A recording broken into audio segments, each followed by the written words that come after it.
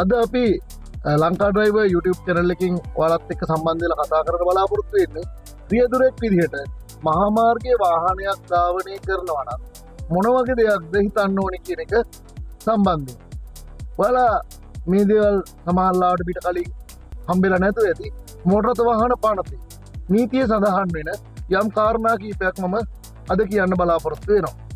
රියදුරෙක් මේ සුක්කාන මතට අරගෙන මහා මාර්ගයේ වාහනයක් ධාවනය කරන්න පෙර ආතුව හිතන්න ඕනේ කාරණා 3-4ක්ම මොටර වාහන පනතේ බොහොම බැරෑරුම්ම කියලා තියෙනවා. පළවෙනි එක තමයි මොටර වාහන පනතේ 145 වගන්තිය කියලා තියෙනවා.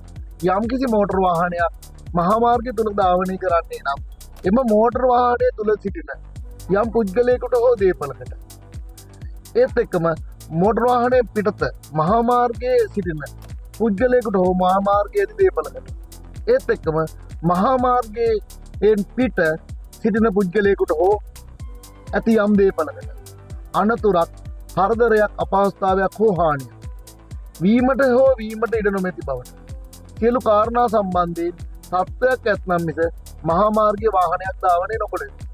මේ මොටර වාහන පනත 145 වගන්තිය කියන්නේ මේ පාරේ ඉන්න අය, වාහනේ ඉන්න අය, වාහනේ පිටතේ ඉන්න අය.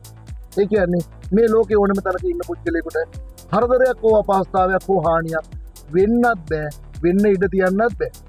එහෙම බැරි නම් මේ සුක්කානම අතර ගන්න එපයි කියලා කියනවා.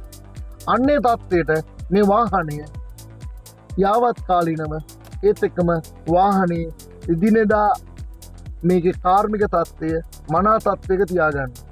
ඒත් එක්කම රියදුරෙක් විදිහට ඔබ මම සියලු දෙනා හොඳ සෞඛ්‍ය තත්ත්වයකින් පාරට යන්න ඕන. මෙන්න මේ කියන කාරණාව මොටර වාහන පනතේ 145 වගන්තියේ කියවෙනවා.